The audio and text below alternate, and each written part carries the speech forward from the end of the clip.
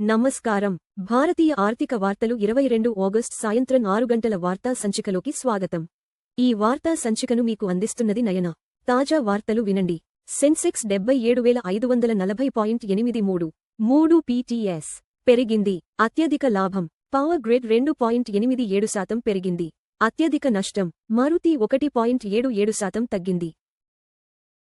Nifty 50 నేడు 24,252 0.08% వద్ద ఉంది. 0.08% పెరిగింది. ఎన్ఎస్ఈ యొక్క అగ్ర 50 కంపెనీలను ట్రాక్ చేస్తుంది. సెన్సెక్స్ 77,540.83 వద్ద ముగియడంతో ఫ్లాట్గా ముగిసిన భారత మార్కెట్లు. బీఎస్ఈ సెన్సెక్స్ 77,540.83 వద్ద ఫ్లాట్గా ముగియగా, ఎన్ఎస్ఈ నిఫ్టీ 50 స్వల్పంగా పెరిగి 24,252 వద్ద ముగిసింది.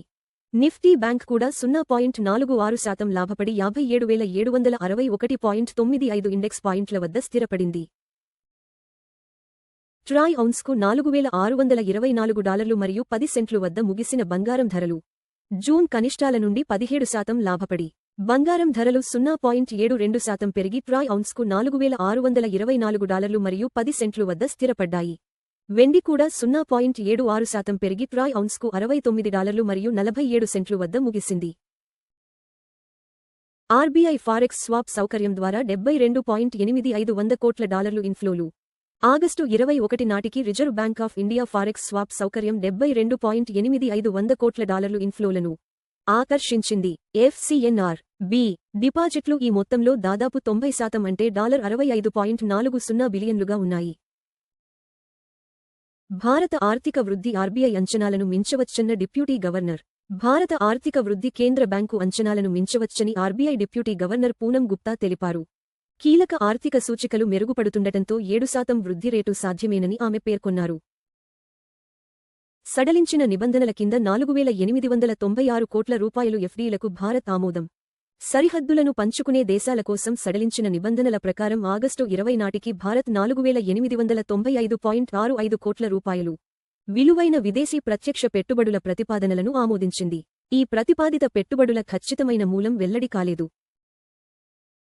టారిఫ్ హెచ్చరికల మధ్య రష్యాలో పర్యటించనున్న విదేశాంగ మంత్రి జైశంకర్ అంతర్ ప్రభుత్వ కమిషన్ సమావేశానికి అధ్యక్షత వహించడానికి భారత విదేశాంగ మంత్రి ఎస్. జైశంకర్ రష్యాలో పర్యటించనున్నారు. పెరుగుతున్న ప్రపంచ వాణిజ్య ఉద్రిక్తతలు మరియు అమెరికా టారిఫ్ హెచ్చరికల మధ్య ఈ పర్యటన జరుగుతోంది. ఐపీఓ కోసం డిఆర్హెచ్పీ దాఖలు చేసిన ఫ్రీడమ్ ఆయిల్స్ తయారీదారు జెమినీ ఎడిబుల్స్. ఫ్రీడమ్ ఆయిల్స్ తయారీదారు జెమినీ ఎడిబుల్స్ మరియు ఫ్యాట్స్ ఇండియా తన ఐపీఓను ప్రారంభించేందుకు సెబీ వద్ద ముసాయిదా పత్రాలను దాఖలు చేసింది. తాజా ఇష్యూ మరియు ఆఫర్ ఫర్ సేల్ ద్వారా మూలధనాన్ని సేకరించాలని కంపెనీ లక్ష్యంగా పెట్టుకుంది. సెప్టెంబర్ నుండి అంతర్జాతీయ ప్రయాణికులకు ఫిజికల్ బోర్డింగ్ పాస్లు అవసరం లేదు. సెప్టెంబర్ 1 నుండి భారతదేశం నుండి ప్రయాణించే అంతర్జాతీయ ప్రయాణికులు ఇమ్మిగ్రేషన్ వద్ద ఈ బోర్డింగ్ పాస్లను ఉపయోగించవచ్చు. ఈ బోర్డింగ్ పాస్ల వినియోగం విమానాశ్రయ కార్యకలాపాలను క్రమబద్ధీకరించడం మరియు కాగితం వినియోగాన్ని తగ్గించడం లక్ష్యంగా పెట్టుకుంది. ప్రమోటర్ గ్రూప్నకు 20.94 కోట్ల కన్వర్టిబుల్ వారెంట్లను కేటాయించిన Zee entertainment enterprises promoter group సంస్థ సన్బ్రైట్ మారిషస్ ఇన్వెస్ట్మెంట్స్కు 20.94 కోట్ల కన్వర్టిబుల్ వారెంట్లను జారీ చేసింది. ఈ కేటాయింపు మీడియా కంపెనీలో ప్రమోటర్ హోల్డింగ్ను బలోపేతం చేస్తుందని భావిస్తున్నారు. బ్యారెల్కు $87 మరియు 6 సెంట్లు వద్ద ముగిసిన ముడి చమురు ధరలు. ముడి చమురు ధరలు స్వల్పంగా 0.69% తగ్గి బ్యారెల్కు $87 మరియు 6 సెంట్లు వద్ద ముగిశాయి. ధరలు $84 మరియు $87 మధ్య హెచ్చుతగ్గులకు గురైన అస్థిరమైన వారం తర్వాత ఇది జరిగింది. బంగారం $4,624 మరియు 10 సెంట్లు 0.72% ప్రతి ట్రాయ్ ఔన్సుకు అప్రాక్సిమేట్లీ ఈక్వల్ టు 1,42,287 ప్రతి 10 గ్రా. బంగారు ధర 0.72% పెరిగింది. మునుపటి ముగింపు $4,590 మరియు 90 సెంట్లు నుండి.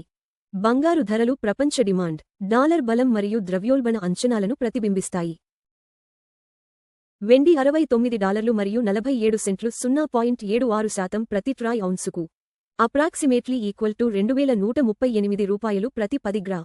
వెండి ధర 0.76% పెరిగింది. మునుపటి ముగింపు $68 మరియు 94 సెంట్లు నుండి.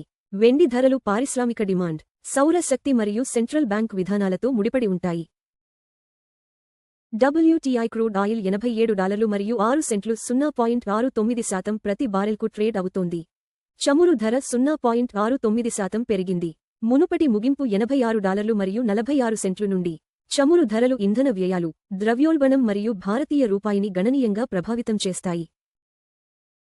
$95.71 వద్ద భారతీయ రూపాయికి వ్యాపారమవుతోంది. రూపాయి 0.02% బలహీనపడింది. మునుపటి ముగింపు $95 మరియు 69 పైసలు నుండి. బలహీనమైన రూపాయి దిగుమతి వ్యయాలను పెంచుతుంది. అయితే ఐటీ మరియు ఫార్మా ఎగుమతిదారులకు ప్రయోజనం చేకూరుస్తుంది. ఎల్పీజీ సిలిండర్ ధరలు, ప్రధాన నగరాలు.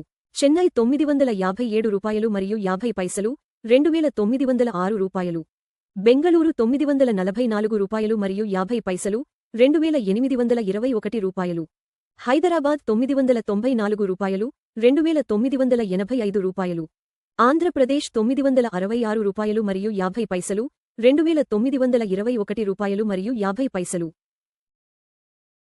భారతీయ ఆర్థిక వార్తలు చూసినందుకు ధన్యవాదాలు. ప్రతిరోజు ఉదయం మరియు సాయంత్రం 6 గంటలకు మా వార్తలు చూస్తూ ఉండండి. లైక్, షేర్ మరియు సబ్స్క్రైబ్ చేయండి.